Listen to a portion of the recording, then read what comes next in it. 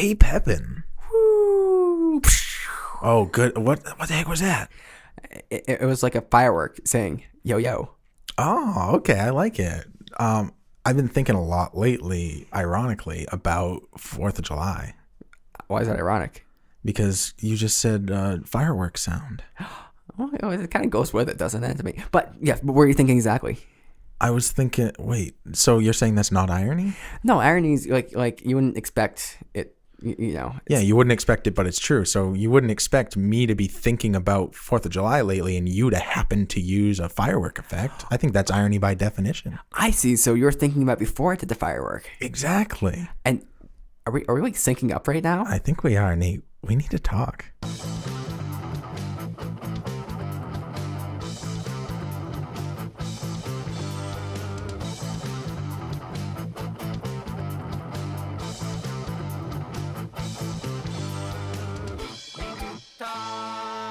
Welcome back. So glad you guys could join us. I am here once again with my best friend, Gideon. How's it going, Gideon?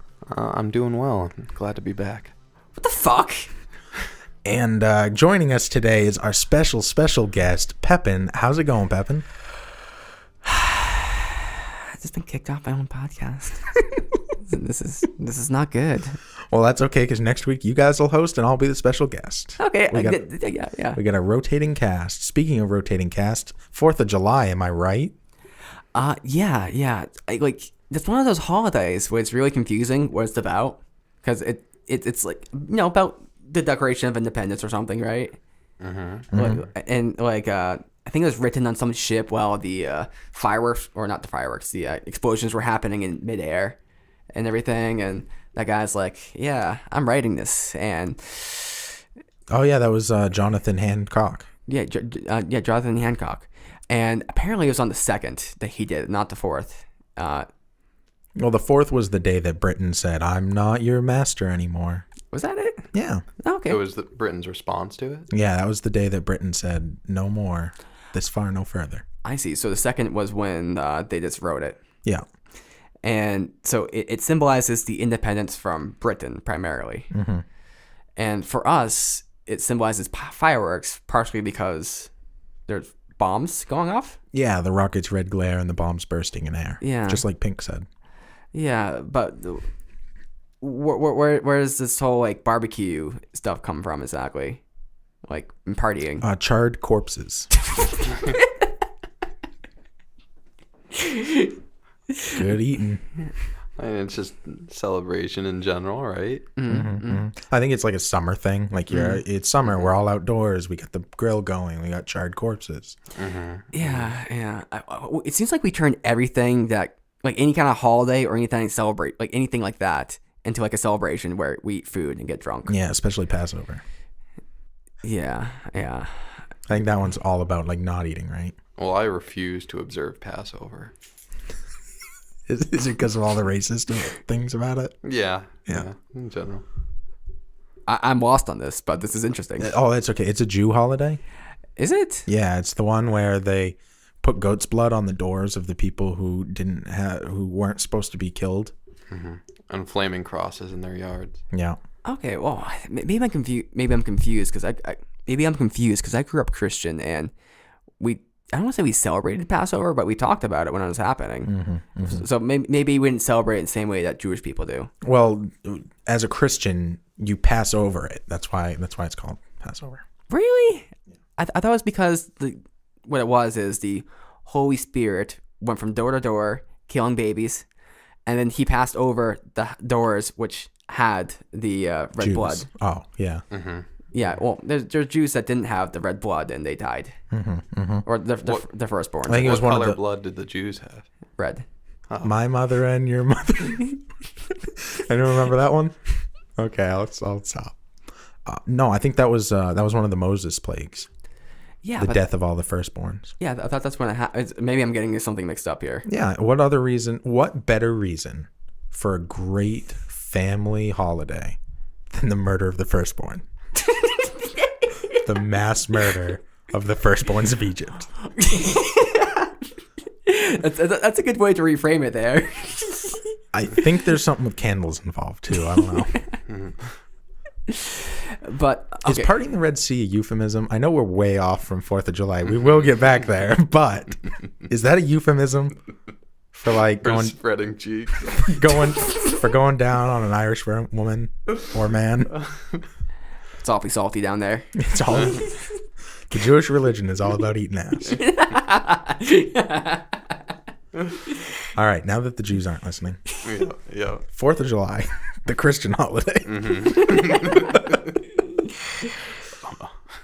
So Did you say Obama? So I've celebrated 4th of July in the past, not like recently at all, but just watching fireworks, eat hamburgers like on the grill.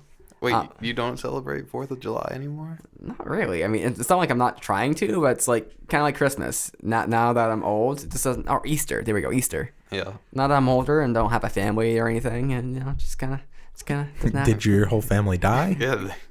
I forget who they are. I don't see them that often. Oh, that's fair. Yeah. But Wait, so you just spent Christmas here? I went to my dad's house, I think. Well, then that's not a very apt comparison. Yeah. But it's not like I was like, hey, I'm going to your house. He's like, hey, Did you at least hide eggs? come over my house. Oh, well, for Easter, I didn't do Easter. No, Christmas. Yeah. Okay, I did hide eggs for Christmas. Okay. One is still hiding out somewhere in there. Ooh. Hide deviled eggs around the house. Yeah, it's my favorite pastime. But how do you celebrate 4th of July if you do, G? I mean, just the way that everyone does. We have a barbecue with my family. See fireworks at night. Yeah. Are the fireworks where you go very good?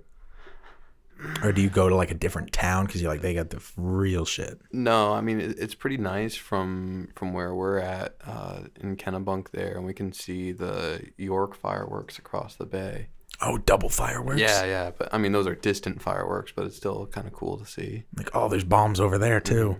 But I mean it's not super spectacular. Actually, the Christmas celebration fireworks this year were better than how I remembered the 4th of July ones.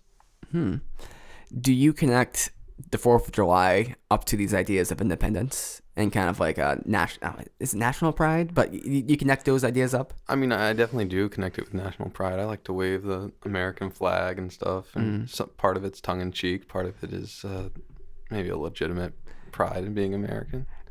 So the only way to like wave the national flag is to like kind of make fun of it at the same time? Yeah, I mean, I guess there's a lot of things in life I really don't take too seriously. But So you have that pride, but you're not like overflowing with the pride to the point where you're forcing it on people. yeah, I'm not about to buy a pickup truck and wave it from the back or anything. I think my attitude is kind of like I'm not like super like national or anything like that, but I'll definitely quote Team America if something's cool. But the U.S. will be like, America, fuck yeah. I'll do that. Well, I mean, yeah, that's a basic right of Americans. Yeah, but that's only when something's really cool. But Steve, how about you? Do you sense that something's more with 4th of July, or is it just a time to like eat?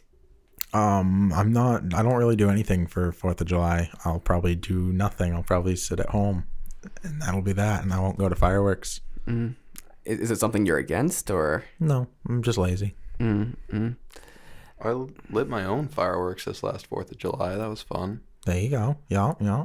Good fireworks. Just like a couple. Yeah, we got like one of those like, standard boxes of fireworks you can get from the fireworks stores that are open 2 weeks out of the year. Yep. So you went. Oh, wait. Was that a Maine-based one? Yeah. Oh, okay. I think you can buy them in New Hampshire anytime. Yeah. Because they got like a million of them. I think there's one like down the road. Yeah. They always have sales. It's always a sale. I mean, I guess. Okay, so here's how I think of 4th of July, if I may. I kind of think of it like a birthday, so to speak. Whereas like, there's nothing that actually like metaphysically that special about your birthday, but it's almost like just an excuse to celebrate that person's existence, right? Like you just say, okay, well, this is the day of the year that we're just going to celebrate that you're alive and you coexist with us. And I kind of view 4th of July the same way. Like it's time to celebrate America or being American. And I don't do it every day, but there definitely are some qualities about America that are worth celebrating. I have struggled with this because I have like two sides of my mind. The first side is like I can identify and kind of empathize with that perspective. I would say someone who really likes America for its values and really into it, and they're all into like waving the flag, thanking troops, doing all of that. I can get why they do that. Well, I hate the troops. That's really brave of you, Jimmy. But I myself, I've always had this issue. It's like when I was in high school, we had the Noble Knights that we're all a part of. I never really felt attached to the school. Like it's like Noble versus Sanford. Sanford's a competing team. It's like, yeah, fuck you, Sanford. It's like, what? No, you were on the wrestling team. Screw you. You did feel that pride when you guys won. You guys were straight to 8 and climbing for 9, and then you lost it all. well, you see, in that case though, Remember when you lost it all, Nate? It's all over. How's that make you feel? Well, there's the individual side of that. So it's something I contributed to, and that's why wrestling I liked a lot is because even if your whole team sucks and you fail, you can still be a state champion yourself. And it's also a little egotistical because since I'm on the team and since I help practice with these people and help them develop, help me develop, it's kind of like a back and forth that I can take some credit. If I'm on the team that's winning, then I'm on that team. Like I can identify with that team, but the cheerleading team, the gymnastics team, the football team, I didn't give a fuck about them. Especially not the basketball team. Not just because they sucked, but the women's basketball team had the longest running state championships of any sport in that school, including wrestling. For Noble? Yeah. Damn.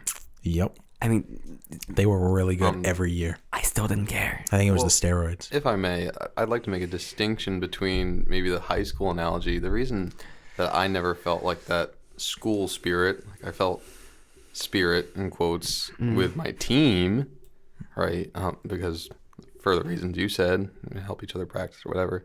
But I never felt the school spirit because it was fleeting, right? I knew it was going to be over in 4 months or 4 years.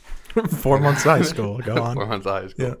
Yeah. I knew it was going to be over in 4 years, but with America, we're going to be American our whole life, and Maybe. as far as we can see, right, America is probably going to persist through our lifetime and our children's lifetime.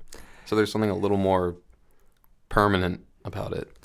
Yeah, I see. It's kind of like if you get hired by a company and that company is like super into like, yeah, we're all about this. Yeah, I'm an employee for Gillette Shaving. Sponsor us. But if you're only planning to be there for like a year or two, you can't really be like, yeah, I love Gillette Shaving. Yeah, this is a great company. I love working. You can't really be like that because you're like, I'm only going to be here for another couple of years. I'm sorry, guys. Why not? Why can't you take pride in what you do and have that be part of who you are? Because is that not part of who you are, even if it's only for a little bit of time? I suppose. So what you're saying is that you're joining and work in Gillette is an extension of your pride in your work? I would say it could be. And for me, it would be, because any place that I'm a part of, I would consider that a part of me as much as I'm a part of it. And that's, a decision that you need to make within yourself of, am I a part of this thing, or am I trying to keep myself separate? And if you're trying, there's nothing wrong with either of those. But one, you're a part of that thing, and one, you're not. Yeah. Did you feel like you're a part of the high school when you remember you did like the school spirit day? Did I? Yeah. Oh, it's like a week or something, and you did every challenge. Probably. You're the only one there's like tie-dye day, and there's like a mixed match shoelace day, and you're the only one to do it, really. Yeah, I was the only one in the whole school. They actually had my picture up on all of the bulletin boards. They were like, "This is school spirit." It's still up there. Yeah. But Noble Meter High School. That's what they call it. I didn't actually still up there. I'm still the only one in history to have done it. Go back to every year. Every year I go back and do School Spirit Week so they can get an updated picture. Every year you get escorted. Every year I get escorted out, but they still take that picture. Weird, they put it under a different segment of the bulletin board now. So it didn't strike me though, like knowing you I'd known you like for a good number of years at that point. You didn't really strike me as the person that cared about the school stuff, and you doing the school spirit thing I didn't really understand. Didn't you get stuff? I thought you got points. A reward. Yeah, I thought you got points for it, and then you got put in a raffle, and they raffled good stuff off. Was that it? I think so. Oh, okay. Well, now it makes sense. Even if not, it would just be something fun to do. You don't necessarily have to be like into Noble or whatever, but I mean, that's just the community you were part of at the time. Take part in it. You know what else it does? It means I don't have to think about what I'm wearing tomorrow because the school did it for me. Mm-hmm. You kind of do. No, you don't. You have to think, okay. I have 6 shirts. One of them's tie-dye. Which one am I wearing today? Noble, you tell me. Okay, I guess it's predetermined. You can say that. It takes the choices away. Yeah, okay. It was some. Okay, I could see that. Plus, what does it hurt to do something that it makes you part of something bigger? It might take away from yourself. Why? If part of yourself is being a part of something bigger. I mean, America is something really big. Mm-hmm. Millions. Mm-hmm.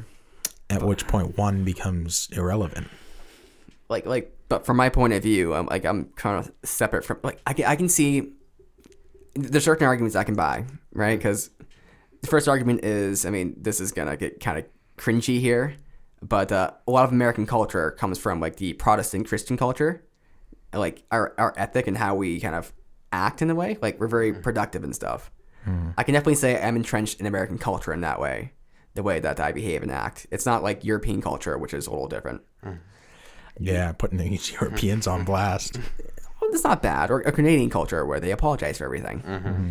But I'm not saying it's bad, but I'm also not saying I'm saying I'm entrenched in that culture, so maybe I'm not being accurate here. But I'm also not like if you ask me if I'm an American, I'll probably say yes to avoid the confusion. By definition. Wait, why would you say no? Well, because it's like not an identity thing. Yeah, I mean, in past episodes, I remember Nate saying like, I don't identify as straight. I don't identify as male. Those aren't things that he considers to be a part of who he is. He's something not like he doesn't like to put labels on anything. Okay. Which I think is putting a label on yourself in and of itself. Yeah. It forces other people to put the label on you. I mean, it's taking the burden off of yourself to label. Yeah. Well, to me, it's like the question of identity, because identity is like who you consider yourself to be. It's like, I am this person, right? And if you ask me, are you a guy? Yeah, I'm a guy. You have a penis? Yeah, I got a dick. Somewhere. Wait, keep going. Wait, can we hear a little bit more about this penis? Yeah, tell me about this penis. Okay, it's circumcised. Okay. Ooh, we're getting somewhere. Yeah, apparently, nothing to hide for this boy. This one girl, she told me that it's a better circumcision. So there's that. Good. She's seen a lot of botched circumcision. But it's like, if you ask me if male is a part of my identity, I would probably say no, because I don't like. I know I act like a male. I know I have those characteristics, but do I identify as a male? I mean, I don't really see the point of identity. I'm kind of just taking. It's just I'm just what I am. Like you don't think like your natural hormone of testosterone like affects your actions and your way of thinking. Do I think my natural testosterone affects my yeah? I mean, like that's like the definitive quality of being male, having a penis and yeah, and balls, and because of that you get more testosterone in your body and yeah. So I'm completely saying that I am male. Mm-hmm. That biology is a fact, right? Mm-hmm. Right. I'm classified as a male, completely 100%. I'm saying that in my identity, like you might consider yourself to be a musician, right? Yeah. I'm a musician. This is what I do. There might be people who play music who have all the attributes of a musician who don't call themselves musicians. Right. It's not a part of their identity. It's not. Mm-hmm. It's not what they say self-describe as. Yeah. Now I'm gonna self-describe as a male because it makes things easier. Yeah. But like when I think about myself, when I think about myself in my head, I'm not thinking, yeah, I'm Nathan, I'm a male, and why would I do that? It's like I don't identify by my age. And I'm not thinking, yeah, I'm 27. Like I can kind of use my age to gauge things. Yeah. But it's more like an attribute of myself. I think of like the identities almost in like a hierarchy. Like if I was to start describing myself, the things that I would prioritize as part of my identity, and I think I'd reach male eventually. I don't know if it would be the top of it, but to me, it doesn't make sense for me. Like, I'm not saying it doesn't make sense for other people, because other people have strong ties to their sexuality or their gender and their identity. But to me, it's like I don't identify as being a two-legged person. Like having two legs is very important. I have two legs, but it's not really a feature of myself that I really care about. Well, there's not much of an antithesis to that. I mean, I guess people without two legs, that's probably a big part of their identity because, most people do. Yeah. Or people who consider themselves to be very fortunate and glad to have two legs, and let's say they raise money for people who had their limbs blown off during war. They might feel like I'm an able-bodied person who has two legs and who needs to use them for good, right? Yeah. They might incorporate that into their identity.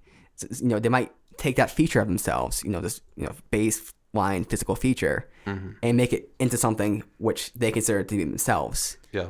What is the use of identity for you? Now this is the Nathan podcast, not 4th of July Independence. This is about we'll Nathan. Get back to there. We'll get back to 4th of July. Yeah. What's the use of identity? What is the use of identity for you? Well, it's kind of like self-concept. It's a way to kind of understand yourself. And so like decision making, or maybe I'm not understanding. So if you're to write an autobiography of yourself, there's certain things you would include which are essential about yourself. And the question is, what things are essential?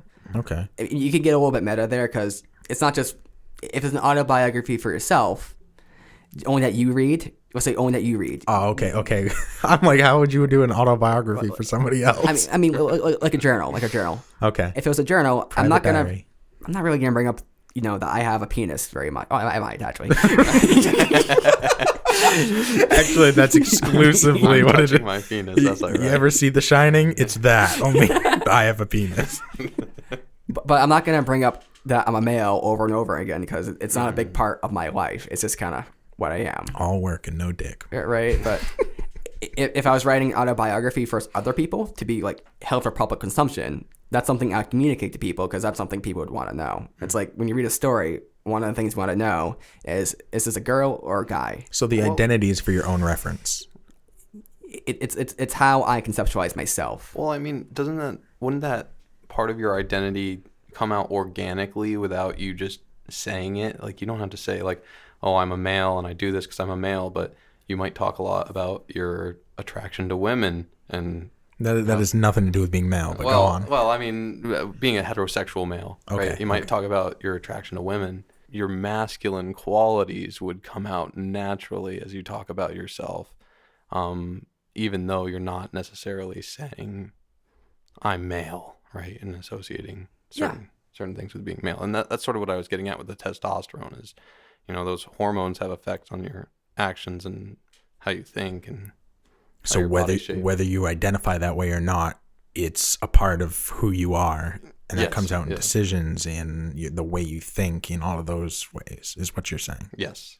Hey, Pepin. Yo. I've been thinking a lot lately about making money. Like how? Like where you put money into the machine and then it gives you more back. Las Vegas. Too many temptations there. Exactly like Las Vegas, Nate. Guess what? You ain't gonna leave your house if you want to gamble. Oh, that sounds nice. Yeah. How? Go to mybcasino.ag, of course. Like M as in money, Y as in yes, and B as in bigger bank account? Exactly like that, Nate. Oh. Guess what? A secret promo code gonna give you 200% bonus on top. If I put in $20, $60 to play with? Exactly like that. And guess what? Lightning fast payouts guarantees you your money back real quick. You scared of robots? I don't blame you. Make a live dealer casino with real people dealing the cards. Like with a webcam? Exactly like that. You don't want to play from your home computer? You probably don't even have a home computer. You can use your phone. You can use your tablet. Okay. And what was the promo code again? That promo code is need. Need, like we need to talk? Like we need to talk. mybcasino.ag. Go there now. To me, that's a matter of like, I'm gonna get like really philosophical here. Oh boy. That's like a matter of Aristotelianism versus Platonism. Because this is more Platonic in the sense that you have the concept of like male, and there's attributes which are, there. Now you're kind of defining in an Aristotelian way where, there's all these things which add up to being male. So call yourself a male because these are all the attributes there, right? And I'm saying these attributes add up to something, and we call that thing male. But what's the point of call myself male if I don't really care about it, right? I mean, there's no. We have a concept called male, which has these attributes. I exhibit most of those attributes. Like you saw my apartment for the first time, today. It's a very dude place, right? Yeah. You're right. It's definitely not girly. But does that mean I'm gonna say, yeah, I identify as male? This is a big part of my identity. Having an apartment that looks like a male's apartment is important to me. It almost sounds like Nathan is saying, being a male isn't something that's so forefront in my mind that it's something I would project out to everybody else. Yes, I'm a male. And G's saying, whether you project it or not, you're projecting it. Like whether you're consciously doing it, it's still a part of who you are, whether you self-identify that way or not. Like maybe you're not taking it into consideration, but it is still a part of who you are. Look at your apartment. Look at the 17 hot sauces you have. Only guys eat hot sauce. Yeah. All those naked photos around no, any of those. But yeah, I mean, I don't think there's any reason if someone thinks differently than that. But it's like I don't see any reason to like self-define. Besides for convention and usefulness. I mean, from an internal mental point of view. Yeah. Right. Do you self-define as anything? I keep myself pretty open with things. Well, like I have preferences like for hot sauce. I like hot sauce a lot. But it sounds like it's less about you don't identify as male and more about you don't identify. It's like I openly act as male. I definitely behave as male. I definitely am male. But what's the point of identifying? Like there's all. Don't you think it's a little like solipsistic? Like I'm thinking about like when you were making the musician example, and like if they do it as a career and their home or the place where they live is decorated with music and they're surrounded by music, whether they choose to think about themselves that way or not, that's almost like they're an objective identity for them. Their career is literally as a musician. So, yeah, but if that person doesn't consider himself a musician, can you really force them to say they're a musician? If they don't think about themselves in that way. I mean, you can't force them, but yeah. I think there's an objectivity to it that maybe they're just being kind of ignorant to their own identity or those three concepts of self. One of them's misaligned. I could see that maybe, but there's no reason why you have to take your outward actions and kind of put a label on it. Exactly. Like if you went up to that person, you said, "Are you a musician?" And they're like, "No, not really. I just like playing music and driving and blah blah blah blah." Describe everything which is a musician, right? But they don't want to think about themselves as a musician, or they want to put the label on there. I mean, they're still saying they're a musician essentially, right? Yeah. But they're giving you the attributes instead. They're giving the qualities in their behaviors, which all point to being a musician, but they're not saying, "Hey, I'm a musician," because I try not to think about that myself in that way. So you don't like words? I don't like the specific word, but here's all the things that word means. And yes, I am those things, but I'm not that specific word. Isn't that the point of words? Yeah. Is to take complex concepts and put them into one place that everybody understands the same thing? Well, the problem's not with words. It's problems with identity. It's how you view yourself. It's your self-perception of yourself. But what I'm saying is, so I say I'm not a, quote, musician. But I say, yes, I am all of the things that go with that. Yeah. You're saying I am a musician. If you're saying the definition of musician within doing so, you're just not using that word. Not using the word doesn't mean you don't identify as it. It just means you're not using the word. Well, it doesn't mean you don't. So it may not mean that you don't let me get this straight here. So someone who describes all the characteristics of this, it's not claiming identity of those things. If I say I play guitar a lot, if I say I make music a lot, if I say I do this, I do this, I do that, all these things for describing musicians, that's not my identity there. That's just things I do, right? There's no identity with that. So what? There's no self-identity with that. Give me a couple of things that you do identify as. I think I identify as a thinker. Okay. Because something I just do. And it's something I try to do as well. So that's a kind of a self-identity type thing. So the way you identify it as that is because it's something you do. Yeah, it's something I do, but it's something I value as well. And something, a way I perceive myself, because analytical and thinking, kind of philosophical, those are the kind of ways I self-perceive myself to be. It's like my awareness of myself. It's an identity in that if I was to describe myself as a person, this is how I describe myself. I'm going to make an argument that you aren't actually saying things that you perceive of yourself, but you're more saying ideals of the things that you want to perceive of yourself. And if you don't if you don't identify as things that you clearly are, then that has nothing to do with how you actually perceive, unless you're literally just being that ignorant that you're not able to see the things that you are. That was a long little thing, and I don't think I understood all of it. I mean, that's sort of what I was fair. getting at with sort of like being solipsistic. You know, I'm really dumb. Can you define that? Solipsism is like the philosophy that the only universe that exists is in your own mind. Okay. Right. And so, I mean, you can imagine you're throwing out some objective notions there. And I think there's some parts of our identity that are just objective, you know. If someone who does all that musician-like stuff, and they don't want to call themselves a musician, well, that doesn't necessarily make it true that they aren't a musician. Whether they like it or not, they're a musician. I feel like maybe I can boil it down a little more. I feel like just because you don't want to think you're a musician doesn't mean you're not a musician. Exactly. I think there's a couple of different things here as well, because there's the internal conception, there's how others perceive you, right? And how you view yourself internally doesn't matter. Like, I don't know why that really matters, because as far as I'm concerned, this is just my actions, how these things play out. Well, it matters as far as it affects your actions. And that's where identity can come into that as well, because if you start saying I am this, then you might try to hold yourself to that standard. I think you're trying to make that point there. You try to hold yourself to that standard, whereas there's certain things in my life like I don't care enough about to kind of form an identity. I don't need to reinforce that. This is how I am.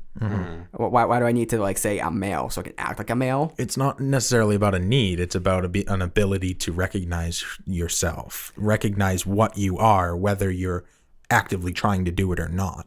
I actively try and be a thinker because I think it's an important thing for me. I don't actively try to be male. I just happen to be. Like, those are realistically, outwardly, actions, other people seeing you, those carry the same weight. Yeah, but for me, the self-perception of other people and also how you communicate yourself with other people is separate than that. All right? Because if Gideon asked me, are you a guy? Yeah. If I go up to a driver's license thing, are you a male? Yeah. I mean, outwardly, I'm of course a male. Inwardly, you know, and how I behave is of course a male. But what's the point of, like, I just don't see the point in constraining myself as far as identity goes. You don't have to see it as a constraint. I mean, how you view masculinity or being male can be entirely fluid. But acknowledging there's a sort of 0 point there to begin at is... Well, I don't know if it's I don't think it's 0 point to begin at, though, because as we described, it's more Aristotelian in that it's a number of behaviors which allow you to conclude to the point that you are male, right? So it's occurrences such as, you know, it's like being more aggressive, lacking certain decor, being more visual, perhaps more spatial reasoning, deeper voice, being more muscular, being more interested in being muscular, having an erection, having a dick, yeah, the physical traits, facial hair, growing, so there's all these different things which attribute, you know, that add up to being male, right? And those are all kind of separate kind of things, you know, which lead to that categorization of male. But I'm saying just from my own kind of point of view, just kind of let each of those things be things in themselves and don't like put an identity to that. I want to have a big beard. That would be pretty cool. Mm-hmm. Right? Do I want to have a big beard because it's manly? Yeah. But do I identify as like with the manly kind of thing? Not exactly. There's ideas I like, aspects I like, but I don't really. It's not like become a man. Well, being male as part of your identity doesn't have to make it that static, right? Mm-hmm. You can elaborate on these. Like these are the parts of being a man that I feel, right? These are my masculine qualities, whatever a masculine quality is to you, right? But there is a contrast between feminine and masculine qualities and how they affect our actions. Yeah. And what I'm saying is just, let all these different factors be their factors and let them add up to whatever they add up to. I think having the quote unquote labels, I'm not disagreeing that it may not be, super important for you to put a label on thing, but it does make certain things easier, such as communication, such as self-identification, being able to understand who you are on a much deeper level, to be able to say, I am a musician, whatever that means to you. It doesn't necessarily have to mean the same thing that it would mean to Gideon. Maybe Gideon, being a musician, is anybody who ever touched an instrument, or anybody who likes music and is willing to create anything, even if it sucks, like they're a musician. Maybe to you, you have to dedicate X amount of hours in order to be considered a musician. Those are definitions that are different, but that doesn't mean that either of you are wrong. It's just an easier way to identify versus having to say, well, I'm this and this and this, like these 100 things. You just say it in one easy way to say it. No, I'm not disagreeing. If you're talking with someone else, like this is just my internal kind of conception, right? This is why it's identity, right? Mm-hmm. And you can convey it to someone, it's not your identity. It's the social convention. It's the social norm. I'm not saying to describe yourself in these terms. I'm not saying to do that. If someone looks like a musician and they do everything as musicians is, you're going to say, I'm a musician, right? And just kind of go with that airy fairy thing, say, no, dude, you're a musician. You're like, yeah, I guess I am, right? I mean, you just kind of go with it. But from the internal self-identity perception, this is separate from your outward, how you communicate, right? Because if you start communicating in that kind of way, things are very, very confusing socially, right? So I'm not saying don't communicate yourself as not having an identity, because our society is based on identities. Or not identities, but these kind of built-in concepts of being male, of having a certain kind of sexuality, of having certain kind of, where else been going, like worth, interest, hobbies, so on and so forth. Mm-hmm. If you ask me if I'm a musician, I say, well, yeah, I kind of play from time to time, but I play the bass, but not really. I can play that one song there. If I go into a big description, you don't want that. Mm-hmm. Right? You don't want all the descriptors. You just want like a basic kind of gist for the conceptualization. Well, I mean, maybe you do when you approach someone. They're like, "Oh, I consider myself a musician." Then you sort of feel what their individual definition of that is versus yours, and you find that middle ground or the intersection on what both of you agree upon. Yeah, and I think that can be a really powerful thing. Yeah, and I think when I think about identity, even as inward as we can get, I think. Even our most inward identity is inherently interpersonal, and that's just coming from being a communal species, right? We think about ourselves in relation to others, even when they're not present. Yeah. I think it's also an extremely important thing to be able to self-identify as something that other people can identify as. I think that gives you that sense of community and that sense of being connected to other people. And I think that's why nationalism can be so important, and why identifying as an American can be an important thing, because everybody else around you is an American. You're in it together. So you need to work together. You disagree on a lot of core things, but that doesn't mean that we're not in the same ballgame. We're not the same on that level, in that we're all part of this same thing. See, this is where it's tough for me, because I agree with that argument. It's that's the good argument there, and I believe it. I believe it in that way. I believe it applies. But my issue is, maybe I'm just being weird and pedantic with this, but I have a hard time relating to that. I have, like, other people put their hat in that game. Mm-hmm. That's fine. That's cool. I have a hard time putting my hat in that game, being like, yeah, I'm an American. I mean, you don't have to be. I think you're thinking of it in like one example. You know, I think of myself as American, but I'm not like, you know, stereotypical Southerner, like rah America. You know, vote for Trump is all I'm trying to say.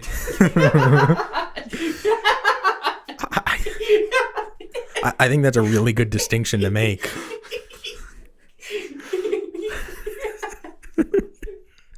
That's a really good distinction to make because one person's definition isn't everybody's definition. And both of you named off a whole bunch of things as, quote, male that I don't think necessarily do define males because we have different definitions of what that might mean. I think Richard Simmons is just as much a male as Dwayne "The Rock" Johnson is, even though they're both as close to the opposite spectrums as I could get. I think that they're equally male, and there's just different aspects that go along with that. Mm-hmm. We're gonna wrap up soon, but one thing I'll add is with the musician example. This is where it actually becomes a little personal for me because I kind of didn't identify as being a musician, but I was making lots of songs. I was making lots of music, and I think me and you had a conversation, Steve, one time where you kind of described me as a musician, and I was like, I'm not a musician. And then I thought about it for a couple months. I'm like, fuck, I'm a musician. Like, right. But for me, it's like before that's just what I was doing. I was just making music, playing guitar, coming up with riffs, coming up with songs. That's what I was doing. But it wasn't a part of my identity. I didn't self-perceive myself as a musician. But then there was that point where I'm like, yeah, this is my identity. This is who I am. I am a musician. And that to me feels way different than just having these different parts. I'm not sure if that's relatable. It doesn't seem like it's relatable to you two guys. I mean, I just, deep down, I know that being female, they have no idea what it's like to have an erection. And at the very least, we can say that is a quality of being male that we can all identify. At least in this room, we can all identify with it. Yeah. I might argue with that, but... Okay. You brought it there. I'm gonna give you a little rebuttal here. So let's imagine there's a female and she takes lots of testosterone, like a lot of it. Right? She's like a UFC fighter or something, and so testosterone causes her clitoris to engorge to such an extent now it's a little tiny penis. That penis can get an erection, or that microclit, or that macroclit. Wait, what? Giant clits for Nate are microclits. Sorry, macroclit. There we go. You don't think the nerve connections in that clitoris would be different than a penis? So on a biological point of view, I'll explain this for the listeners. What happens when in the womb is everyone starts out female, and soon this testosterone starts kicking in, and then it causes the ovaries to drop. They become the testes. The labia fuses over, becomes the scrotum, and the clitoris engorges and becomes longer and becomes the penis. So the clitoris is just a small penis, and as far as like nerve ending wise, they have the same amount of nerves in them. So, which is why the clitoris is so sensitive, because it has the same amount of nerves on your whole penis. It's essentially like a tiny little penis. Or you could say that your penis is essentially a very large engorged clit. And so when you expose people to testosterone, and when people transition from female to male, they get all the testosterone, and especially if they're younger, it causes the same reaction. So their clit will start getting bigger and bigger and bigger and engorging. Yeah. And then it becomes somewhat penis looking like. Yeah. You think it's the same sensation after puberty and everything? It's not the same exact sensations, but they can experience erections. I mean, and then we're also talking like 5 standard deviations from the mean at this point too. Yeah. It's not the same feeling, but they can feel erections. Is what's my point. I got you on a technicality. Yeah, I mean, I'm talking on like a general case here. Right? All right, ladies, hold out your arm straight in front of you. Right now, bend at the elbow straight up, so your fingers are pointing to the sky. Stroke your arm with the other hand. Now, make a tight fist, as tight as you can. Tighter. You feel that in your bicep? That's an erection. Now imagine that in your pants. Well, I guess you could have flexed your thigh and that would have worked, but it's just like that. Can they ejaculate? No. I mean, Can they grow to ejaculate? Like their ovaries will become testes. I mean, and I'm talking post-puberty. No. This is scientific curiosity. No, because the problem is the urethra is still like in the vaginal area. So the clitoris does not have the urethra going through it at all. They don't pee out of the clitoris. They pee out of the urethra, which is like somewhat below the vaginal opening. So that doesn't relocate with testosterone. So that stays there. So since there's no hole to like come out of there, they don't. But I'm pretty sure the urethra isn't the hole; it's the tube. I think the hole has a different name that I can't think of right now. But I think the tube itself that the urine travels on is the urethra. Someone fact check that. I think it's called the urethra. I don't think the hole is. I think that's called the pee hole. Pee hole. That's the scientific name. But yeah, The urine slot. there's a whole debate out there about whether, I mean, I'm sure we've all seen it, like girls ejaculating in porn. And there's a whole debate about what that is and if it's real. What, squirting? Yeah. Well, there's like two different things though. There's like squirting and then there's like the creamy stuff. Man,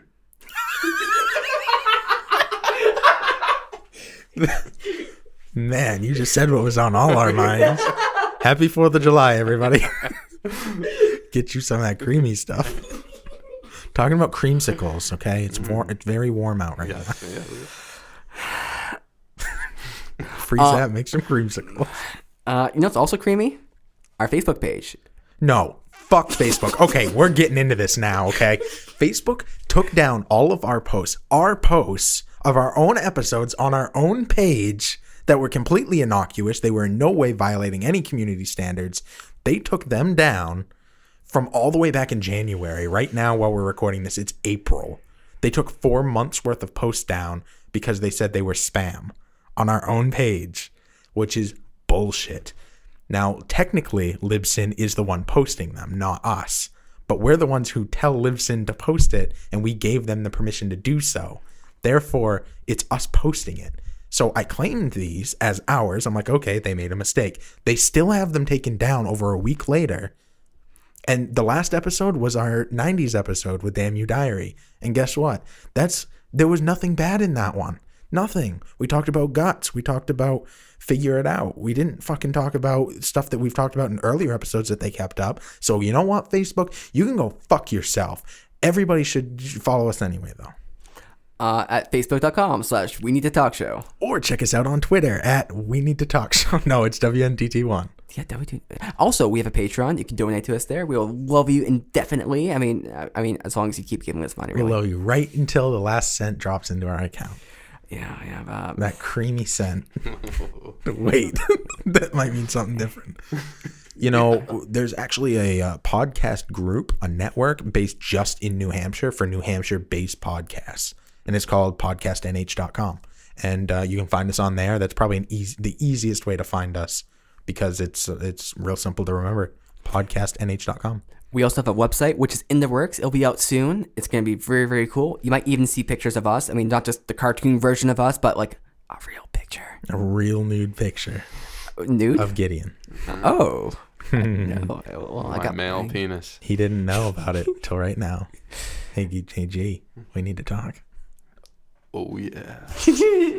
Creamy.